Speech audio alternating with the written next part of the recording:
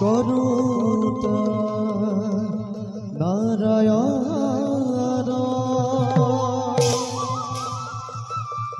সক্ৰান্ত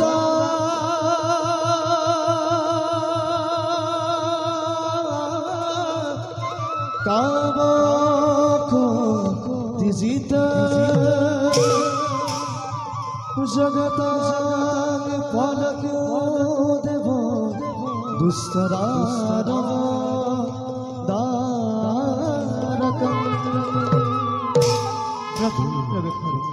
ৰাগহীন ধৰা তাল একটা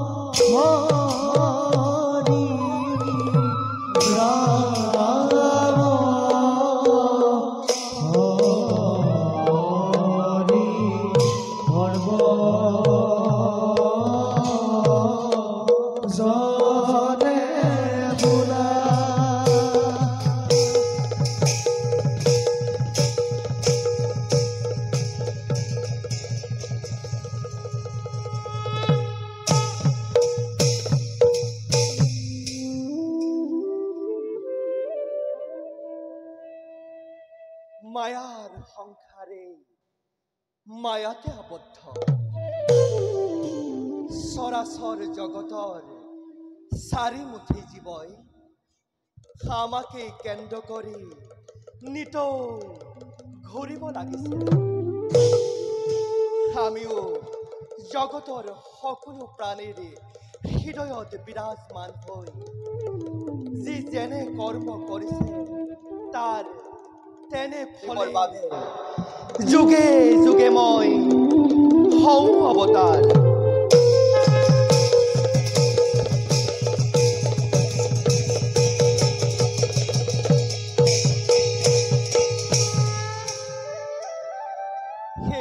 এজন মহাভক্তৰ পৰীক্ষা কৰিবৰ কাৰণে অৱন্তী ৰাজ্যলৈ পৰিংগম।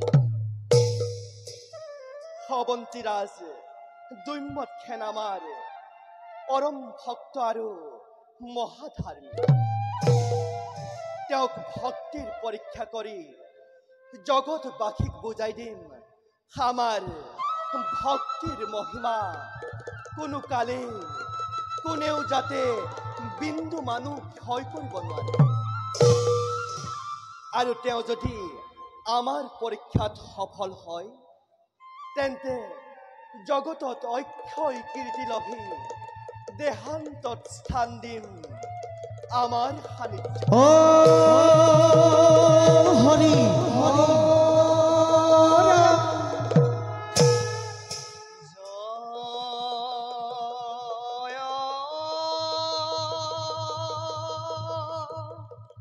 হরি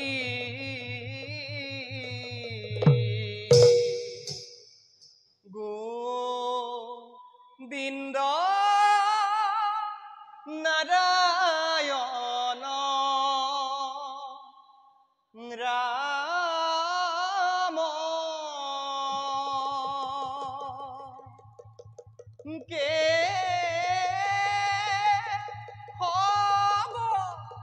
হরি রাম কে খবর হরি এ জয় প্রথমে নাম ব্রহ্ম রূপী খনা জন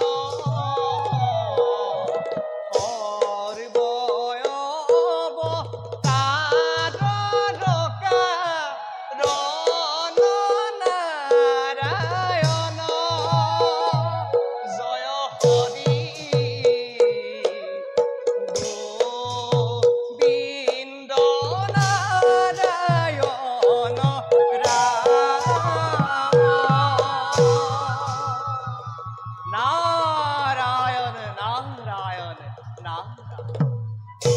হে প্রভু কমদলস এনে কি নারদরে ভক্তি ভরা প্রণিপাত করিবা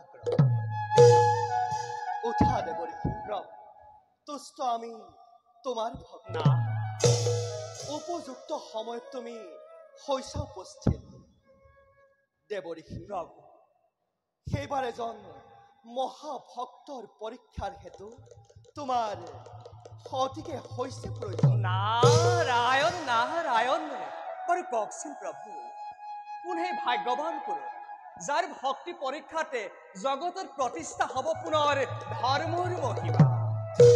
শুনা দেবৰী এইবাৰ ভক্তি পৰীক্ষা কৰা হ'ব অৱন্তী ৰাজ দৈম্যৎসেন। ও নাৰায়ণ নাৰায়ণ প্ৰভু অবন্তিৰাজ দুৰ্মথেন দেখুন আপনাৰ পৰম ভক্ত তেনেস্থলত তেওঁৰ এই ভক্তি পৰীক্ষা নুবুজিলো প্ৰভু। শুনা দেবৰী প্ৰভু ভক্তসকলৰ পৰীক্ষাৰ দ্বাৰা জগতত ভক্তিৰ মহিমা প্ৰকাশ কৰাই হৈছে আমাৰ প্ৰধান কৰ্তব্য। দেবৰী প্ৰভু কেৱল দৈম্যৎসেনৰ ভক্তি পৰীক্ষাই নহয়, আৰু এতিয়া আছে আমাৰ মহান উদ্দেশ্য। আৰু উদ্দেশ্য দেবৰী অশ্বপতিৰ কন্যা সাবিত্ৰীৰ সতীত্ব গুণৰ মহিমা জগতত বিস্তাৰ কৰিব লাগে। নাৰায়ণ নাম পৰে ককচোন প্ৰভু কিদৰে অবন্তিৰাজ দুৰ্মথেনৰ ভক্তি পৰীক্ষা আৰু সতীৰ সতীত্ব গুণৰ মহিমাই জগততে কৰিব বিস্তাৰ। শুনা তেন্তে দেবৰী পৰীক্ষাৰ কথা। অৱন্তী ৰাজ্য ৰাজসিংহাখন সেনাপতি উগ্ৰসেনৰ দ্বাৰা অৱৰোধ কৰাই ৰজা ৰাণী পুত্ৰ সহিতে বনলৈ খেদাই বনবাসত অশেষ কষ্ট ভোগ কৰিব লাগে প্ৰভু অন্যহাতে অশ্বপতিৰ কন্যা সাবিত্ৰীৰ লগত দৈম্যৎসেনৰ পুত্ৰ সত্যবানৰ বিবাহ কাৰ্য সম্পূৰ্ণ কৰাব লাগিব। প্ৰভু কিন্তু বিবাহৰ এবছৰ নহওঁতে এবছৰ নহওঁতে দেৱৰীষি এবছৰ নহওঁতে অৰণ্যৰ মাজত সৰ্পদংশন কৰাই সত্যবানক নিধন কৰিব লাগে। নাৰায়ণ কিন্তু সাবিত্ৰীৰ সতীত্ব গুণৰ প্ৰভাৱত স্বামীৰ জীৱন সহিতে দৈমতখেনৰ হেৰুৱা ৰাজ্য ধন অচৈধ্য বিভূতি পুনৰ ঘূৰাই অনাৰ ব্যৱস্থা কৰিব লাগে। নাৰায়ণ নাৰায়ণ গতিকে দেৱৰীষি অ প্ৰভু আমাৰ এই সকলো কাৰ্যত তুমি সহায় কৰিব লাগে। নিশ্চয় সেই হেতু দেৱৰীষি তুমি এতিয়া নিজ কৰ্তব্যত খোৱা অগ্ৰসৰ আৰু আমিও আমাৰ কৰ্তব্যত হওঁগৈ অগ্ৰসৰ। নাৰায়ণ নাৰায়ণ নাৰায়ণ ভাল আপোনাৰ সকলো কাৰ্যত সমভাগী হৈ যাব এই নিশ্চিত নাৰায়ণ। বাৰু প্ৰভু তব চৰণৰ ধূলি হিৰে তুলি লৈ এবে প্ৰভু মাগিছো বিনা। ঈশ্বৰ পৰম ব্ৰহ্ম সচিদানন্দ বিগ্ৰহ অনাদিৰ উদিৰ গোবিন্দ সৰ্বকাৰণ কাৰণ সৰ্বকাৰণ কাৰণ সৰ্বকাৰণ কাৰণ এ তোমাৰ শৰণ ও হেওয়াৰ গোবিন্দ এ না জানো একো অজিমতে হেৱাত ৰহিব কৰুণা এ কৰিতে হৰি যোৱা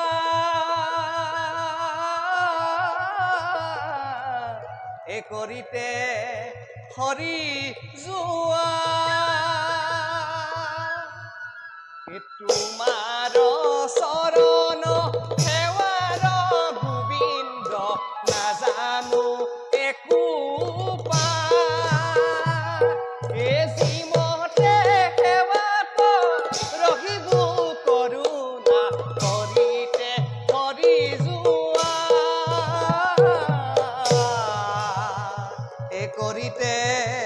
হৰি যোৱা নাৰায়ণ নাৰায়ণ নাৰায়ণ। যাও বেবু নিজ কৰ্তব্যত হওঁগৈ অগ্ৰসৰ।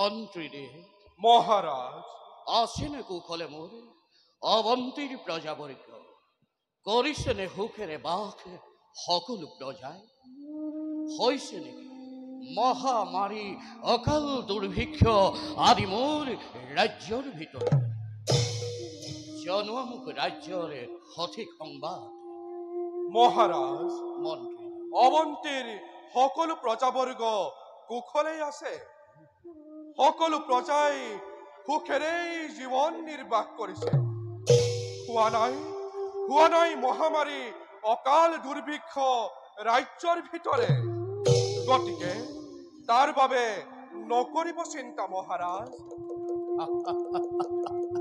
সন্তুষ্টিত হলো শুনি বক্তব্য তোমাৰ মহাৰাজ তথাপিতো চিন্তা হয় মনত মহাৰাজ ৰাজ্যতে ঘটিব যেন ঘোৰ অথন্ত মহাৰাজ ৰাজ্যৰ গৌৰৱে হেৰাই যাব যেন কালৰ অনন্ত সুত মহাৰাজ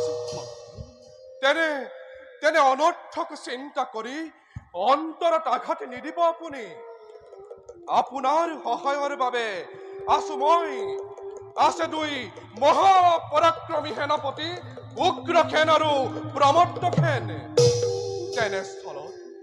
তেনেস্থলত আপোনাৰ নেদেখো কোনো চিন্তাৰ কাৰণ তাতেইতো চিন্তাৰ কাৰণ মন্ত্ৰী মহাৰাজ আজি কিছুদিনৰ পৰা সেনাপতি উগ্ৰসেনকে ৰাজ্যৰ প্ৰতি উদাসীন হোৱাটো মোৰ দৃষ্টিগোচৰ হৈছে মহাৰাজ যে উগ্ৰসেনৰ শক্তিৰ বলতে আজি মই অৱন্তীৰ ৰজা হিচাপে নিজকে গৌৰৱান্বিত সেই উগ্ৰসেনে যদি ৰাজ্যৰ প্ৰতি অৱহেলা হয় তেন্তে ৰাজশাসন সুস্থিৰে চলিব কেনেকৈ পুত্ৰবধ পালন কৰা উগ্ৰসেনে যদি ভাতৃ প্ৰমত্তসেনৰ লগ লাগি ৰাজ্যত ৰজাৰ বিৰুদ্ধে বিদ্ৰোহ ঘোষণা কৰে তেন্তে সেই বিদ্ৰোহ দমন কৰাটো মোৰ বাবে সম্ভৱ হ'ব জানো মন্ত্ৰী মহাৰাজ তুমিতো জানাই গৃহকন্দল দমন কৰাটো ইমান সহজে নহয় মন্ত্ৰী সেইহেতু চিন্তা মোৰ লাগিছে মহাৰাজ তেনে চিন্তা সমূলি নানিব মনত উগ্ৰসেনে তেনে ভুল নকৰে কদাপি মহাৰাজ ভগৱানে নিশ্চয় আমাক কৰিব সহায় তোমাৰ বাক্য যেন সত্য হয় মন্ত্ৰী ময়ো দিনে নিশাই ভগৱানৰ ওচৰত জনাইছো প্ৰাৰ্থনা অৱন্তীৰ প্ৰজাবৰ্গৰ মংগলৰ বাবে বাৰু মন্ত্ৰী মহাৰাজ আজিলৈ সভাভংগ বুলি মই কৰিছো ঘোষণা বলা যাওঁ খন্তেকে বিশ্ৰামৰ হেতু বলক মহাৰাজ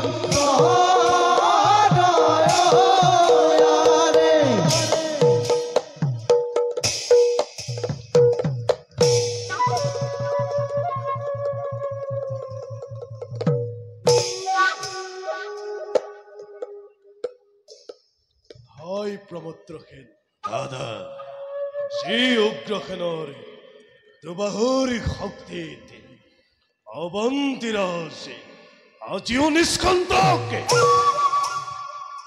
যি প্ৰমত্ৰসেনৰ ৰাজভক্তিৰ প্ৰভাৱত আজিও বাহিৰা শত্ৰুৱে মূৰ দাঙি উঠিব পৰা নাই, তেনে এখন ৰাজ্যতে ৰজা হ'ব লাগিছিল কোন আৰু ৰজা হৈছে কোন?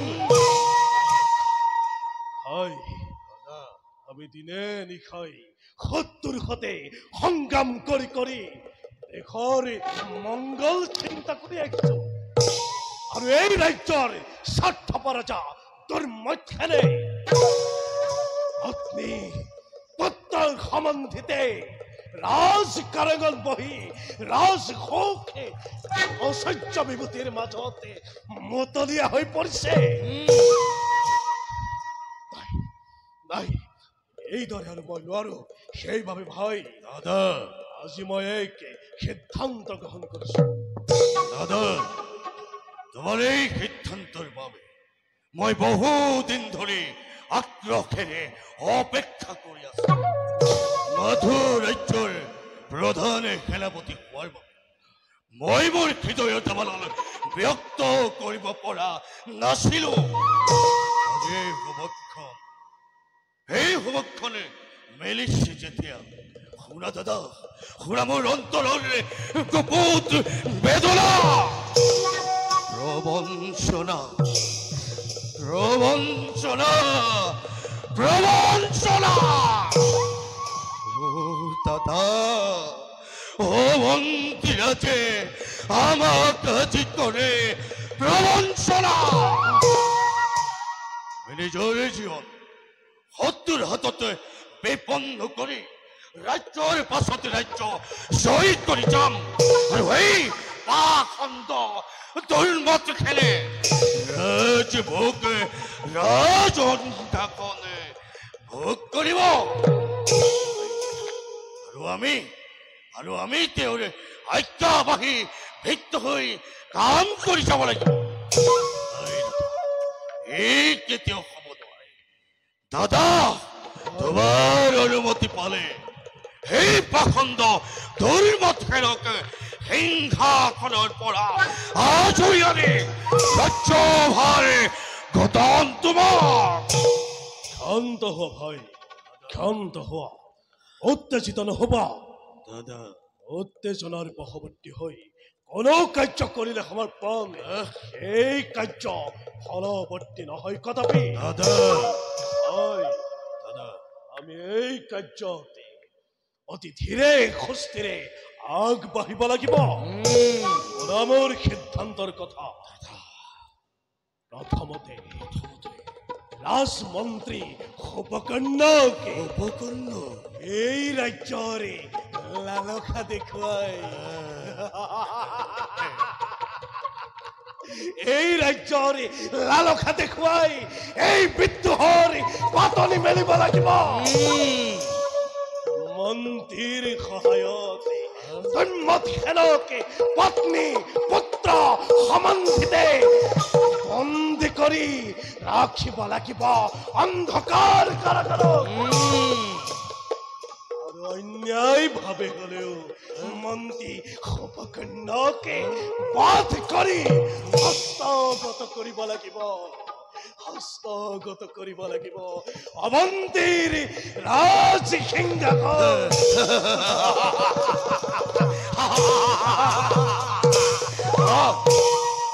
গতিকে যোৱা ভাই, দাদা বিলম্ব নকৰি মাতি অনা মন্ত্ৰী ডাঙৰীয়াকে গুপ্ত স্থানলৈ। ভাল দাদা।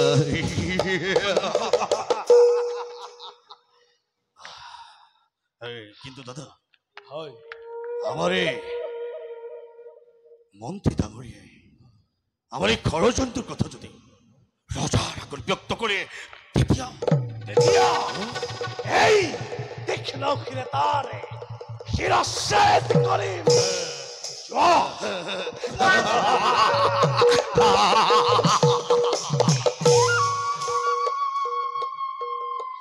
দুৰ্মত খেন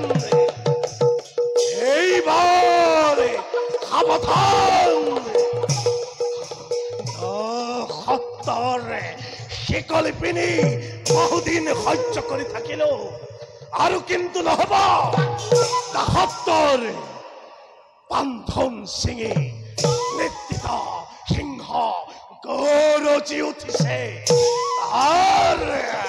তাৰ ব্যাখ্যা বিদালি উত্তপ্ত উত্তপ্ত খনিতেৰে দুই হাতে ৰঞ্জিত কৰিম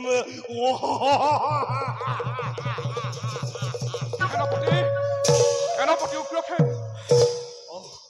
মন্ত্ৰী ডাঙৰীয়া সেনাপতি আহক আহক মন্ত্ৰী ডাঙৰীয়া আপোনাৰ কাৰণে মই এই স্থানত অধীৰ আগ্ৰহেৰে অপেক্ষা কৰি আছো সেনাপতি উগ্ৰসেন কিবাহে মতালা মোক ৰাজ্যত কি এনে ঘটিল অথন্তৰ মন্ত্ৰীৰ অকস্মাতে হ'ল প্ৰয়োজন প্ৰয়োজন আছে মন্ত্ৰী ডাঙৰীয়া প্ৰয়োজন আছে প্ৰয়োজন আছে বাবেই আপোনাক মই মাতি আনিছো এই গুপ্ত স্থানলৈ শুনক মোৰ প্ৰয়োজনৰ কথা আমি অৱন্তী ৰাজ্যৰ ৰজাৰ ওপৰত এক বিদ্ৰোহ কৰিব খুজিছো বিদ্ৰোহ কৰিব খুজিছা বিদ্ৰোহ কৰিব খুজিছো মন্ত্ৰী ডাঙৰীয়া বহু দিনৰ পৰা মোৰ অন্তৰতে উমি উমি জ্বলি থকা বিদ্ৰোহৰ অগ্নিশিখা দপ দপকৈ উঠিছে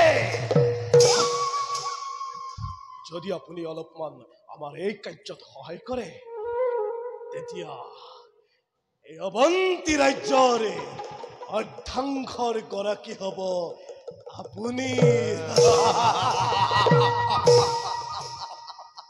গতিকে মন্ত্ৰী ডাঙৰীয়া এই ক্ষেত্ৰত আপোনাৰ মতামত ব্যক্ত কৰক অৱন্তীৰ অৰ্ধাংশ প্ৰদান কৰিবা মোক অৰ্ধাংশ মই একো বুজিব পৰা নাই বাৰু সেনাপতি কোৱাচোন কিদৰে মই এই অৱন্তী ৰাজ্যৰ অৰ্ধাংশৰ গৰাকী হ'ব পাৰিম তুমি মোক কি ক'ব খুজিছা মুক্তভাৱে প্ৰকাশ কৰা মন্ত্ৰী ডাঙৰীয়া চাওক মন্ত্ৰী ডাঙৰীয়া আপুনি মই আৰু মোৰ ভাই প্ৰমত্ৰখেনে নিজ জীৱনকো তুচ্ছ জ্ঞান কৰি শত্ৰুৰ সৈতে সংগ্ৰাম কৰি এই ৰাজ্যৰ ভৱিষ্যত সুৰক্ষা কৰি আহিছো সুৰক্ষা কৰিছো ৰাজ পৰিয়ালৰ মান মৰ্যাদা আনহাতে এই ৰাজ্যৰ স্বাৰ্থপৰতা দম্যখেনে ৰাজভোগে ঐশ্বৰ্য বিভূতিৰ মাজতে আপোনজনকো পাহৰি পেলাইছে ইয়া জানো অন্যায় নহয় মন্ত্ৰী ডাঙৰীয়া এই অন্যায়ৰ প্ৰতিশোধ ল'বৰ বাবে দৈম্যতখেন পত্নী পুত্ৰৰ সম্বন্ধিতে চিৰাবন্দী কৰিব খুজিছো কেৱল চিৰবন্দীয়ে কিয় প্ৰয়োজন হলে সিহঁতক মৃত্যুদণ্ডৰেও দণ্ডিত কৰিম তাৰ পাছত এই বিশাল অৱন্তী ৰাজ্যৰ এটি অংশ গৰাকী হব আপুনি আৰু বাকী অংশৰ গৰাকী হব উগ্ৰসেন আৰু মোৰ ভাই প্ৰমত্ৰসেন হব দুইখন ৰাজ্যৰে প্ৰধান সেনাপতি কওক মন্ত্ৰী ডাঙৰীয়া এই ক্ষেত্ৰত আপোনাৰ মতামত ব্যক্ত মন্ত্ৰী ডাঙৰীয়া মতামত কি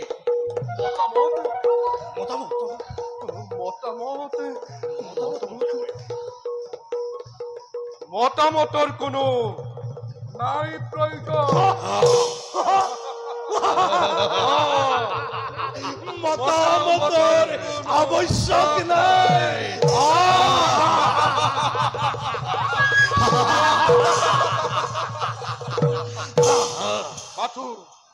মাথো কাৰ্যত অগ্ৰসৰ হ'ব লাগে আজি কিছুদিনৰ পৰা ময়ো লক্ষ্য কৰিছো অৱন্তী ৰাজে মোৰ মন্ত্ৰণাও একেবাৰেই গ্ৰহণ নকৰা হৈছে প্ৰতি পদক্ষেপতে কেৱল সন্দেহৰ চাউনি আৰু তাৰ বাবে ৰজাৰ প্ৰতি মোৰ মনত বিৰাগ ভাৱ জন্মিছিল।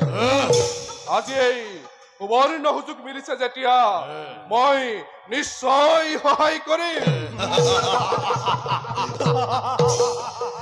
দাদা, আমি এটা নিশ্চিত যে আমি আমাৰ উদ্দেশ্যত সফল হ'ব পাৰিম। মন্ত্ৰীবোৰ যেতিয়া আমাৰ পক্ষতে আৰু চিন্তাৰ কোনো নেদেখো কাৰণ। আৰু দাদা, এতিয়া আমাৰ প্ৰধান আৰু প্ৰথম কৰ্তব্য কি হ'ব ব্যক্ত কৰিব। মন্ত্ৰী ডাঙৰীয়া সেনাপতি আৰু ভাই প্ৰমত্ৰ, দাদা, আমাৰ প্ৰথম আৰ প্ৰধান কৰ্তব্য হব ৰাজাকে বন্দী কৰাৰ। কিন্তু ৰজাক বন্দী কৰাটো কেনেকৈ সম্ভৱ সেনাপতি? সম্ভৱকো সম্ভৱ কৰিব লাগিব মন্ত্ৰী ডাঙৰীয়া। মন্ত্ৰী ডাঙৰীয়া, সেনাপতি আজি ৰাতিয়েই মই দন্মথেনৰ শয়ন কক্ষত প্ৰৱেশ কৰি দন্মথেনক মই বন্দী কৰিম। ভাই প্ৰমত্ৰ, দাদা, তুমি দ্বাৰৰক্ষী হৈ সতৰ্ক দৃষ্টি ৰাখিবা, চাবা যাতে কোনেও এই কাৰ্যৰ সম্ভেদ নাপায়। আৰু শুনা ভাই, দাদা, কোনোবাই যদি এই কথাৰ সম্ভেদ পায় তেতিয়া ৰজাৰ কৰ্ণগোচৰ হোৱাৰ আগতে তাকে বধ কৰিবা। মন্ত্ৰী ডাঙৰীয়া, সেনাপতি ভাতৃ প্ৰমত্তেখনৰ সৈতে লগ লাগি ৰাণী আৰু সত্যবানকে বন্দী কৰা দায়িত্ব কিন্তু আপোনাৰ। এতিয়া যাওক, কৰ্তব্যতে হওক অগ্ৰসৰ। সেনাপতি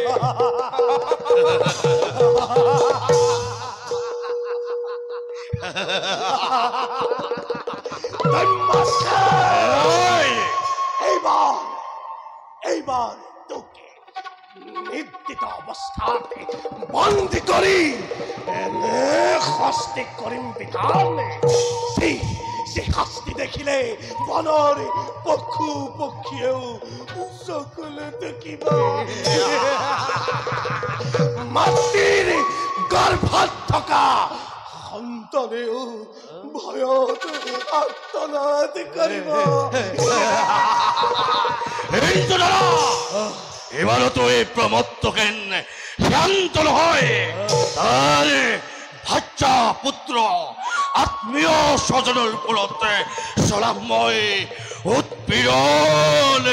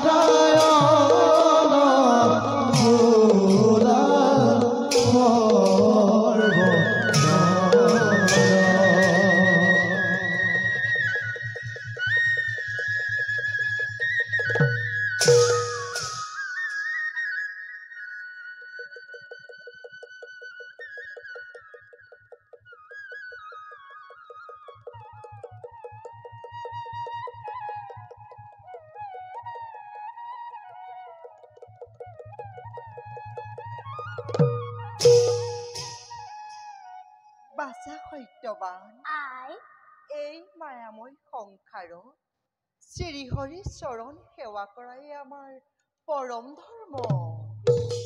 এই শ্ৰীহৰি ক'ত থাকে আই? বাছা আই তেওঁ নিৰাকাৰ নিৰাময় অনাদি অনন্ত চাৰিমুঠি জীয়ৰ প্ৰত্যেকৰে অন্তৰত তেওঁ বিৰাজমান হৈ থাকে। কোৱাচোন আই, জীৱৰ ভিতৰত কাক শ্ৰেষ্ঠ বুলি কোৱা হয়? বাছা আই মানুহে হৈছে সকলোতকৈ শ্ৰেষ্ঠ, কিন্তু বাছা এই জীৱশ্ৰেষ্ঠ মানৱেও লোভ মোহ কাম ক্ৰোধৰ বশীভূত হৈ নিস্বাৰ্থ পূৰণৰ বাবে কোনো কোনো সময়ত অতি নিজ কাম কৰিবলৈ নকৰে কুণ্ঠাবোধ। আই বাছা কি কৰিলে সেই মায়া মুখ ছেদ কৰি ভগৱানৰ কৰুণা লাভ কৰিব পাৰি? বাছা সত্য আই সত ৰজ আৰু তম এই গুণ এৰি নিৰ্গুণ ভক্তিৰেহে ভগৱানৰ কৰুণা লাভ কৰিব পাৰি। ব'ল আই, পিতাৰ মংগলৰ বাবে ভগৱানৰ শ্ৰীচৰণত প্ৰাৰ্থনা কৰোঁ। ব'লা বাছা।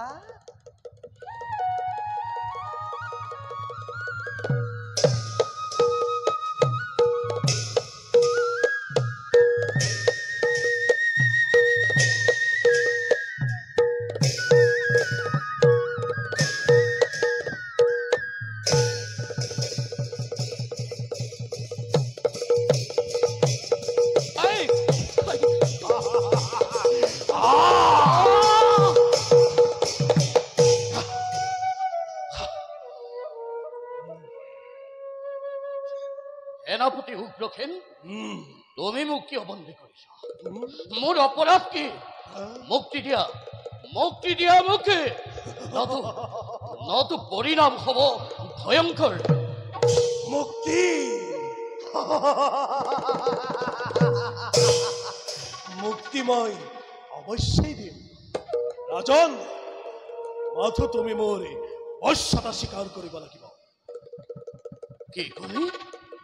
কি কলি অধম পামৰ? মই তোৰ বশ্যতা স্বীকাৰ কৰিম? মোৰ অনুমানেই সত্য হলে ৰাজ্যৰ লোভত পৰি হেৰুৱাই হিতাহিত জ্ঞান মোৰেই আজ্ঞাবাহী ভিত্ত হৈ অন্যায়ভাৱে আজি তই মোক কৰিলি বন্ধন। ঠিক তোৰ ৰাজভক্তি, অতধিক তোৰ উগ্ৰসেন নাম। উগ্ৰসেন, এতিয়া উঠিছো তোক মই শীত উপদেশে মুক্ত কৰি দে মোৰ বন্ধন, নতু তোৰ নহব কল্যাণ। কল্যাণ কল্যাণ কিয় ৰাজা? যুক্তি তৰ্ক ধৰ্ম আজি উগ্ৰসেনে নকৰে বিচাৰ। লাগে মাথো মোকে অৱন্তীৰ ৰাজ সিংহাসন। উগ্ৰসেন, শুনা ৰাজন, যদি তুমি বশ্যতা স্বীকাৰ কৰা অৱশ্যেই মুক্ত কৰি দিম তোমাক। নতু কি কৰিবি কুলাংগাৰ? এই তীক্ষ্ণ ক্ষেত্ৰৰ শিৰাচ্ছেদ কৰিম। উগ্ৰসেন,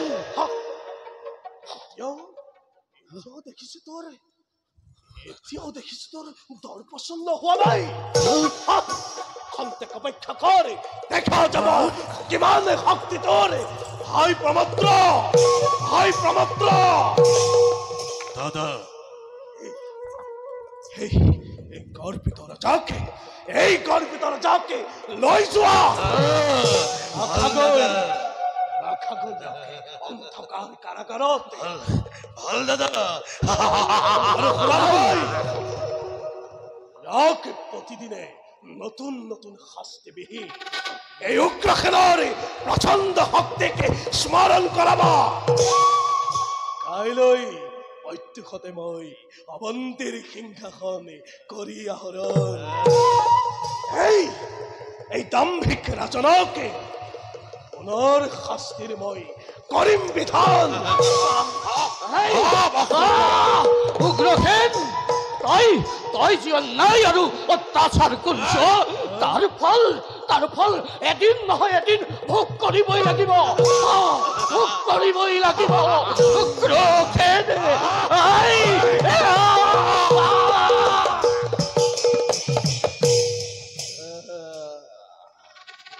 মহা উল্লাসেৰে মন মোৰ হৈছে পুলকিত। অৱন্তীৰাজে দম্মতখেন উগ্ৰসেনৰ হাতে হব পদানত।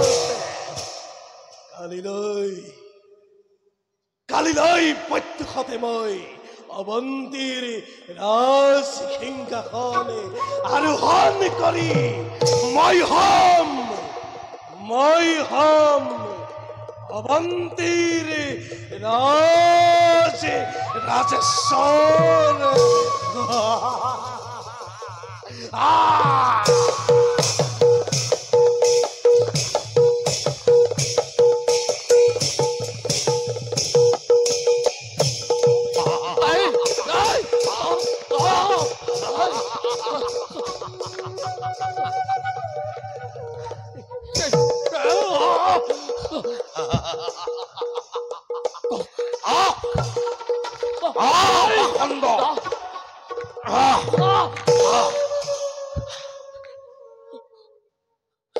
বন্দীশালত ৰাজ সন্মানেৰে ৰাজ্যৰ ৰাজসিংহাসন অধিকাৰ কৰি থাকিবি।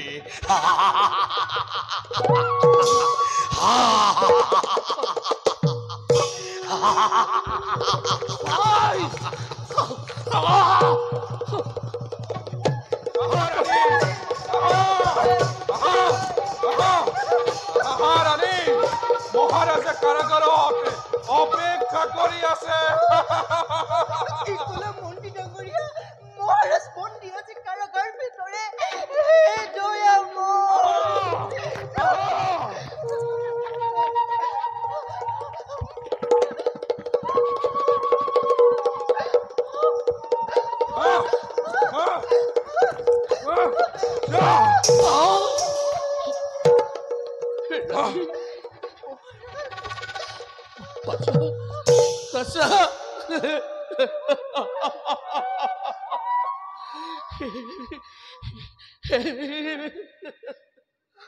হে ভগৱান,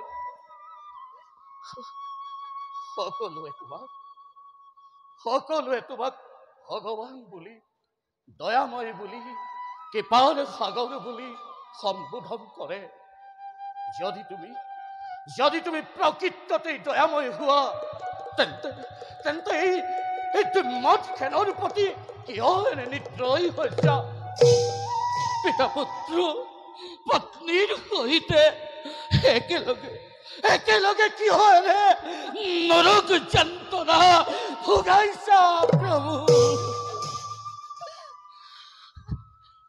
যি সত্যবানৰ মুখ মণ্ডলৰ উজ্জ্বলতাই চন্দ্ৰৰ উজ্জ্বলতাকো ম্লান কৰিছিল, যি সত্যবানে নিৰাজ কাৰাগাৰ সোণৰ সজ্জাত শয়ন কৰিছিল, সেই সত্যবান আজি অনাশাৰ অনিদ্ৰাৰে তিলতিলকৈ কষ্ট ভোগ কৰিব লগা হৈছে এই অন্ধকাৰ কাৰাগাৰে। হাই ভগৱান, এয়া তুমি কি পৰীক্ষা কৰিছা? যে দম্মতখেনে তোমাৰ কৃপা লাভৰ বাবে দিনে নিশাই কেৱল তোমাৰেই চৰণ বন্দনা কৰিছো, তেওঁকে আজি এনে শাস্তি বিধানিছা প্ৰভু।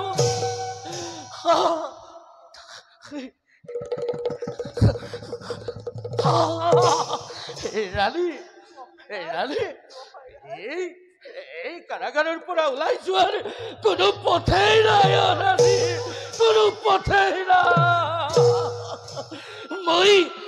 মই বৰ অধৈৰ্য হৈ পৰিছো ৰাণী, মই বৰ অধৈৰ্য হৈ পৰিছো। নহব নাথ, ধৈৰ্য ধৰক। এনে সংকটৰ বেলাত ভগৱানেই আমাৰ মাত্ৰ সহায়। গতিকে তেওঁকে চিন্তা কৰক, কি জানিবা আমাৰ প্ৰতি সন্তুষ্ট হৈয়ে। এৰা ৰাণী, তুমি ঠিকেই কৈছা। ভগৱানৰ বাহিৰে আমাকে উদ্ধাৰ কৰা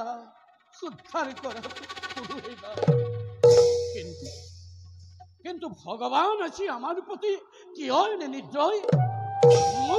মোৰ অপৰাধ ক'ত যে কৰোণা লাভৰ বাবে দিনে নিশাই কেৱল তেওঁৰে চৰণ বন্ধন কৰিছো। তেওঁ আমাক কৰোণা কৰা নাই কিয় ৰাণী? ভগৱান কৰোণাময় নহয়, ভগৱান কৰোণাহীন, নিৰ্দয় ৰাণী। শান্ত হওক মহাৰাজ, অধৈৰ্য নহব। বিপদত ধৈৰ্য ধৰা জনে জ্ঞানীজনৰ প্ৰধান কৰ্তব্য। দয়াহীন মায়াহীন উগ্ৰসেন তোৰ এই কণমানি নাবালকৰ প্ৰতিও অলপো দয়া নপজিল। নাবালক বুলি তই তাক ক্ষমা নকৰিলি। দয়া নাই,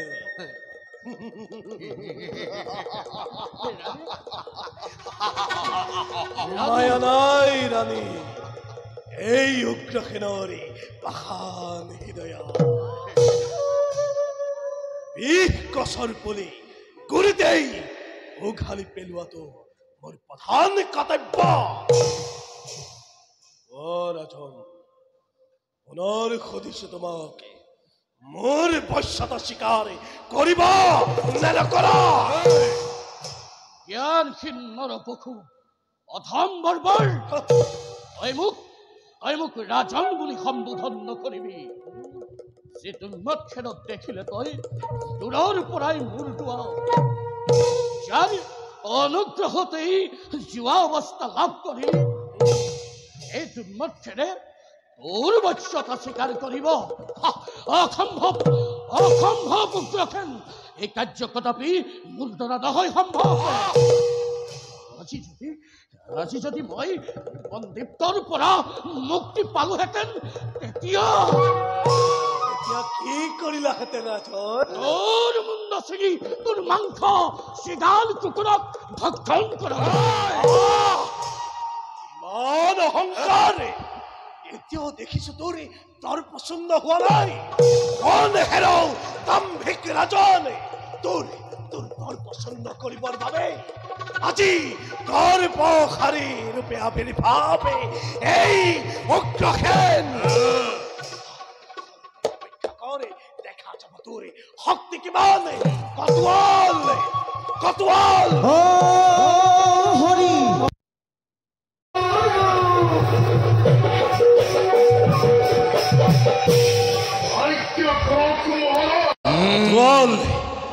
এই পাপকে হাততে শিকলি লগাই বাহিৰ কৰি উলিয়াই আনে। মহাৰাজ, তুমি কি কৰিবলৈ আগবাঢ়িছা? তোমাৰ চিৰপূজ্য ৰজাক এনে শাস্তি নিদিবা। সেনাপতি, পিতাক এনে শাস্তি নিদিবা। কিয় আমাক এনে শাস্তি দিব খুজিছা? আমাৰ দুখ কি? আমাক মুক্তি দিয়া সেনাপতি, আমাক মুক্তি দিয়া। মুক্তি শিৰা মুক্তি দিম। ৰাজন, এই পৰ্যন্ত তোমাৰ মই চক্ষু খালি পেলোৱা নাই। এতিয়াও কোৱা, মোৰ বশ্যতা স্বীকাৰ কৰিবা নে নকৰা?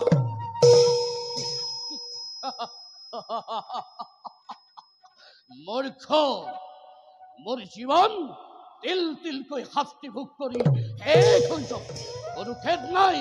তথাপি তোৰ দৰে নৰপশু এটাৰ ওচৰত পৰপদং লেখনকাৰী সেনাপতিৰ ওচৰত বশ্যতা স্বীকাৰ নকৰো।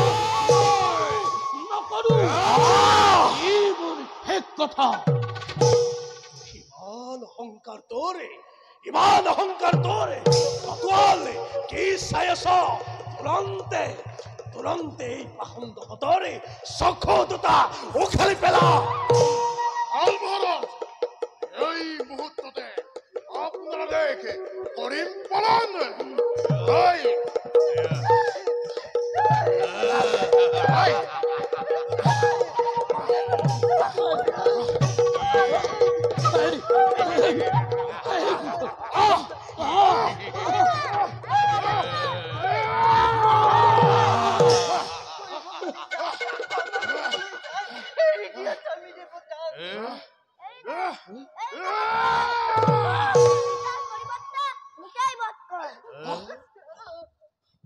কি চাই আছ কতোৱাল? তোৰ দ্বাৰা এই কাৰ্য নহয় সম্ভৱ। মই নিজেই দেখি নখিলৈ ইয়াৰ দুই চক্ষু বাহিৰ কৰিম। প্ৰবত্ৰ, তুমি ৰাণী আৰু সত্যবানক ইয়াৰ পৰা আঁতৰাই নিয়া। ক্ষমা কৰা সেনাপতি, ৰজাক তুমি ক্ষমা কৰা।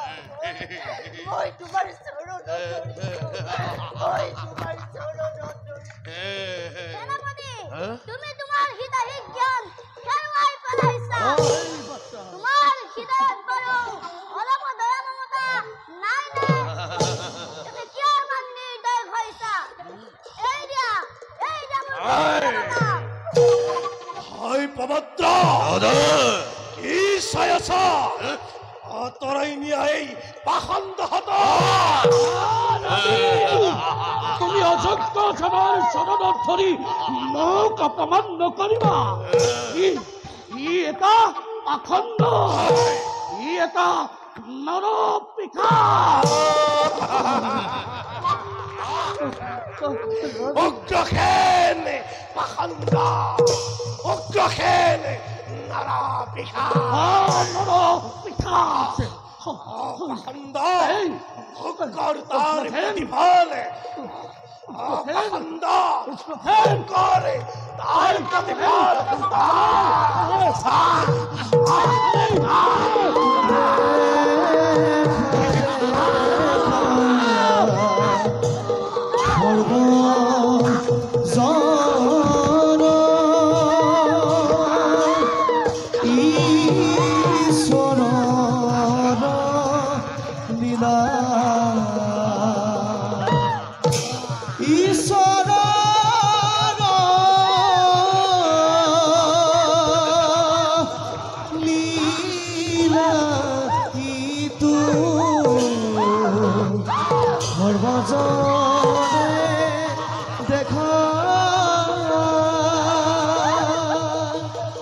ঈশ্বৰ